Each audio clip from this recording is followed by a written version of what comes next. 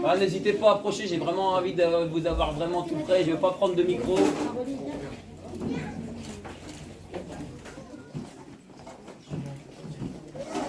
Alors j'aurais aimé qu'on fasse une grosse fête ce soir, forcément. On s'est retenu la semaine dernière de faire une grosse fête parce que ça l'était déjà. C'était vraiment une victoire d'être au second tour, clairement. On part de rien ou quasi rien ici. Et on arrive, on est 100 dans une salle et au moins autant de militants ailleurs qui espéraient, qui envoient des messages et qui sont deg aussi. Donc forcément, soyons fiers de nous, clairement. Vraiment, c'est la priorité numéro 1.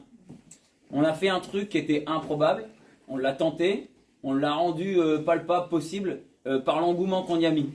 Et je pense que les gens avaient vraiment... ont vraiment envie ont besoin d'une voix sincère et de beaucoup de franchise. Et c'est comme ça qu'on s'est exprimé envers eux. C'est vraiment de la sincérité et de porter un projet auquel on croit. Et ça, je pense qu'on peut en être fier. Quand on est allé voir les gens, on est allé leur porter un projet. On était le perroquet de personne. J'ai perdu, mais ils ont perdu à beaucoup d'endroits. Et nos voisins de la 4e ont perdu aussi. Voilà. C'était pas la NUP, ça. Mais bon, ça fait toujours un député à Rassemblement National supplémentaire. On a des fiertés. Alors on a la fierté d'avoir sorti le sortant la semaine dernière, d'avoir sorti la candidate du président qui a maltraité les gens pendant 5 ans. Par contre, on se retrouve avec ce qui, pour moi, est le pire de mon engagement politique, c'est-à-dire le Rassemblement National. Voilà, je suis entré en politique, en conscience politique en 2002, c'était ma première élection. Jean-Marie Le Pen au second tour. À la fin, ça fait 82-17, quoi.